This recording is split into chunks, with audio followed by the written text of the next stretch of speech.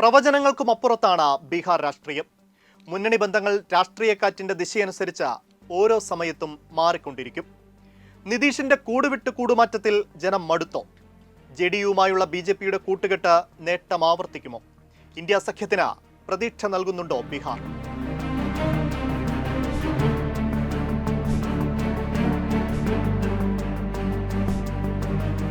NDA വിട്ടിറങ്ങി മോദിയെ നേരിടാൻ India സഖ്യം രൂപീകരിക്കുന്നതിൽ മുൻപന്തിയിൽ നിന്നയാളാണ് നിതീഷ് കുമാർ.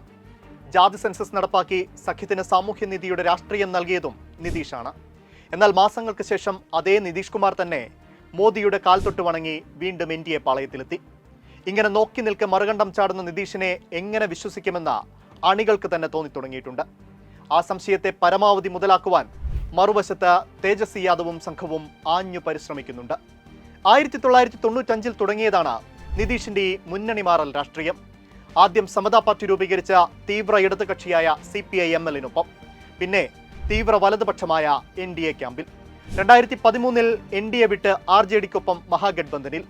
2017 വീണ്ടും NDAയിൽ. 2023 മഹാഗഡ്ബന്ധനിലേക്ക് ചാടിയ നിതീഷ് കുറച്ച് മാസങ്ങൾക്ക് ശേഷം 2024 തിരികെ NDAയിലെത്തി. ജാതിയാണ് എക്കാലത്തും ബീഹാർ രാഷ്ട്രീയത്തെ നിയന്ത്രിക്കുന്നത്. ദലിതുകൾ, അതിപിന്നാക്ക വിഭാഗങ്ങൾ, യാദവരൊഴികെയുള്ള പിന്നാക്ക വിഭാഗങ്ങൾ എന്നിവരുടെ പിന്തുണ JDUവിനാണ്. മുന്നാക്ക സമുദായങ്ങളുടെ വോട്ട് ഇക്കുറയും പെട്ടിയിലാക്കാമെന്ന വിശ്വാസം BJPക്കുണ്ട്.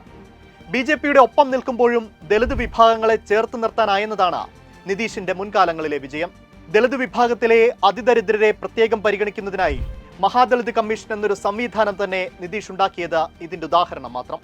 BJPയുമായി സഖ്യത്തിലിരിക്കുമ്പോഴും സംസ്ഥാനത്ത് ജാതി അതിക്രമങ്ങൾ കാര്യമായി ഉണ്ടാകാതെ നിലനിർത്താനായത് മുഖ്യമന്ത്രി എന്ന നിലയിൽ നിതീഷിന്റെ നേട്ടമായിരുന്നു. എന്നാൽ അടുത്ത കാലത്ത് വിവിധ ജില്ലകളിലായി റിപ്പോർട്ട് ചെയ്യപ്പെട്ട സാമുദായിക സംഘർഷങ്ങൾ നിതീഷിന്റെ ഈ പ്രതിച്ഛായയ്ക്ക് കോട്ടമുണ്ടാക്കി. ജാതി സെൻസസിലൂടെ പിന്നാക്ക ദളിത് വിഭാഗങ്ങളുടെ വലിയ പിന്തുണ നിതീഷിന് ലഭിച്ചിരുന്നു. എന്നാൽ ജാതി സെൻസസിനെ നിശ്ചിതമായി എതിർക്കുന്ന BJPക്കൊപ്പം വീണ്ടും കൂട്ടുകൂടിയതോടെ നിതീഷ് കൈയൊഴിഞ്ഞത് സ്വന്തം അജണ്ട തന്നെയാണ്. പിന്നാക്ക ദളിത് വിഭാഗങ്ങൾ ഈ ചേരിമാറ്റത്തെ എങ്ങനെ കാണുന്നുവെന്ന് വോട്ടിംഗിൽ അറിയാം. ചിരാഗ് പാസ്വാന്റെ ലോക് ജനശക്തി പാർട്ടിയെ ഒപ്പം കൂട്ടിയത് ദളിത് വോട്ടുകൾ നഷ്ടമാകരുതെന്ന ലക്ഷ്യത്തോടെയാണ്. എന്നാൽ ചിരാഗ് വന്നപ്പോൾ തങ്ങളെ അവഗണിച്ചെന്നാരോപിച്ച RLJP നേതാവ് പശുപതി കുമാർ പരസ് കേന്ദ്രമന്ത്രിസ്ഥാനം രാജിവെച്ചത് NDAക്ക് ക്ഷീണമായി. മറുവശത്താകട്ടെ OBC വിഭാഗമായ യാദവരും മുസ്ലിങ്ങളുമാണ് RJDയുടെ വോട്ട് ബാങ്ക്. പക്ഷേ ഇനിയുള്ള കാലത്ത് ബീഹാറിൽ നേട്ടമുണ്ടാക്കാൻ ആ പിന്തുണ മാത്രം പോരാ. അതിപിന്നാക്ക വിഭാഗങ്ങൾ, ദലിതുകൾ, മുന്നാക്ക സമുദായങ്ങൾ എന്നിവയ്ക്കിടയിലെ അസ്വീകാര്യത പലപ്പോഴും RJDക്ക് തിരിച്ചടിയായിട്ടുണ്ട്. അതിന് മാറ്റമുണ്ടാക്കാനാണ് പാർട്ടിയുടെ തലപ്പത്തെത്തിയ നാൾ മുതൽ തേജസ്വി യാദവ് ശ്രമിക്കുന്നത്. അടുത്തിടെ നടത്തിയ ജൻവിശ്വാസ് യാത്രയിലടക്കം തേജസ്വി ആവർത്തിച്ചു പറയുന്നത് ഞങ്ങളുടേത് യാദവരുടെയും മുസ്ലിങ്ങളുടെയും മാത്രം പാർട്ടിയല്ല, ദളിതരുടെയും മുന്നാക്ക ജാതിക്കാരുടെയും കൂടി പാർട്ടിയാണെന്നാണ്.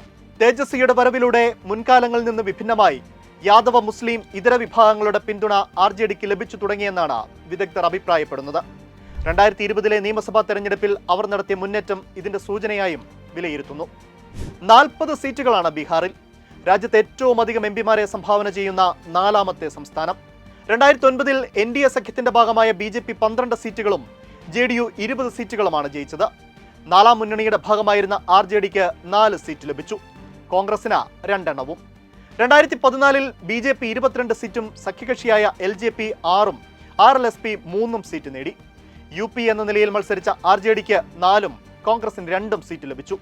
ഒറ്റയ്ക്ക് മത്സരിച്ച JDUവിന് 2 സീറ്റാണ് ലഭിച്ചത്. ഇടയ്ക്ക് പിണങ്ങിപ്പോയ നിതീഷിനെ തിരികെ എത്തിക്കാൻ സാധിച്ചത് വലിയ ആത്മവിശ്വാസമാണ് BJPക്ക് നൽകുന്നത്. കാരണം 2019 BJP, JDU, LJP സഖ്യം നേടിയത് 40ൽ 39 സീറ്റുകളാണ്. ഈ സഖ്യത്തിലേക്ക് ഇത്തവണ ജിതിൻ റാം മാഞ്ചിയുടെ ഹിന്ദുസ്ഥാനി അവാം മോർച്ചയെയും എത്തിക്കാനായിട്ടുണ്ട്. BJP 17 സീറ്റിലും JDU 16 സീറ്റിലും മത്സരിക്കുന്നു. ലോക് ജനശക്തി പാർട്ടിക്ക് 5 സീറ്റുകൾ നൽകിയിട്ടുണ്ട്. ഹിന്ദുസ്ഥാനി അവാം മോർച്ചയും ഉപേന്ദ്ര കുശ്വാഹയുടെ രാഷ്ട്രീയ ലോക് മോർച്ചയും ഓരോ സീറ്റുകളിലും ജനവിധി തേടുന്നു. മറുവശത്ത് 2019 സംപൂജ്യരായ RJD ഇത്തവണ വലിയ തിരിച്ചുവരവിനാണ് ശ്രമിക്കുന്നത്. ജനങ്ങളുടെ ജീവൽ പ്രശ്നങ്ങൾ, ആരോഗ്യ വിദ്യാഭ്യാസ മേഖലയുടെ അടിസ്ഥാന സൗകര്യ വികസനം, ബീഹാറിന് പ്രത്യേക പദവി തുടങ്ങിയ കാര്യങ്ങളാണ് RJD മുന്നോട്ട് വയ്ക്കുന്ന മുദ്രാവാക്യങ്ങൾ. നിതീഷ് വിശ്വസിക്കാൻ കൊള്ളാത്ത നേതാവാണെന്ന പ്രചാരണം അവർ അടിത്തട്ടിൽ ശക്തമാക്കിയിട്ടുണ്ട്. ഇന്ത്യ സഖ്യമെന്ന നിലയിൽ RJD 23 സീറ്റുകളിലും കോൺഗ്രസ് 9 സീറ്റുകളിലുമാണ് മത്സരിക്കുന്നത്. ഇടതു പാർട്ടികൾ 5 സീറ്റുകളിലും വികാസ്ശീൽ ഇൻസാൻ പാർട്ടി 3 ജനവിധി തേടുന്നുണ്ട്. യാദവ മുസ്ലിം വോട്ട് ബാങ്കിന് പുറത്തേക്കും സാധ്യതകൾ തേടുന്ന തേജസ്വി ഇത്തവണ സഖ്യകക്ഷികൾ മത്സരിക്കുന്ന സീറ്റുകളിൽ അടക്കം സാമുദായിക പരിഗണനയ്ക്ക് വലിയ പ്രാധാന്യം നൽകിയിട്ടുണ്ട്. ഉദാഹരണത്തിന് ഖഗരിയയിൽ മത്സരിക്കുന്ന CPM സ്ഥാനാർത്ഥി സഞ്ജയ് കുമാർ OBC വിഭാഗമായ കുശ്വാഹ സമുദായത്തിൽ നിന്നുള്ളയാളാണ്. ജനസംഖ്യയിൽ മണ്ഡലത്തിലെ മൂന്നാമത്തെ വലിയ സമുദായമാണിത്.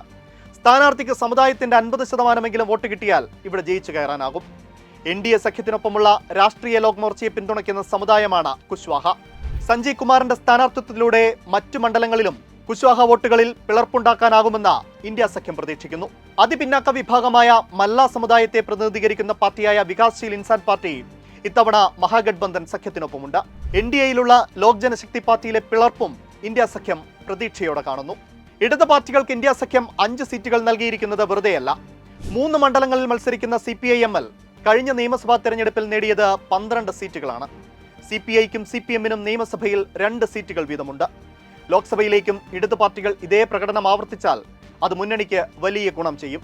2 ഘട്ടങ്ങളിലേക്കായി 9 മണ്ഡലങ്ങളിലേക്ക് ഇതിനോടകം തിരഞ്ഞെടുപ്പ് നടന്നു. പക്ഷെ പോളിംഗ് 54% മാത്രം. പോളിംഗ് കുറയുന്നത് ഇരു മുന്നണികളെയും മാറി മാറി തുണച്ചിട്ടുണ്ട് ബീഹാറിൽ. ഇത്തവണ അതെങ്ങനെയാകുമെന്ന ആശങ്കയിലാണ് പാർട്ടികൾ. നിതീഷ് കുമാറിന്റെ മതേതര പ്രതിച്ഛായയിൽ ലഭിച്ചിരുന്ന വോട്ടുകൾ മോദിയുടെ വിദ്വേഷ പ്രസംഗത്തിന് പിന്നാലെ നഷ്ടമായോ എന്ന പരിഭ്രാന്തി NDA ക്യാമ്പിലുണ്ട്. പല മണ്ഡലങ്ങളിലും മുസ്ലിം വോട്ടുകൾ നിർണായകമാണെന്നിരിക്കെ മോദിയുടെ പരാമർശം ഇന്ത്യ സഖ്യത്തിന് അനുകൂലമായ ന്യൂനപക്ഷ ധ്രുവീകരണത്തിലേക്ക് നയിക്കാൻ സാധ്യതയേറെയാണ്. ബീഹാറിലെ തിരഞ്ഞെടുപ്പ് ഫലം എന്തായാലും അത് രാജ്യത്തിന്റെ ഭാവി നിശ്ചയിക്കുന്നതിൽ നിർണായകമാകും.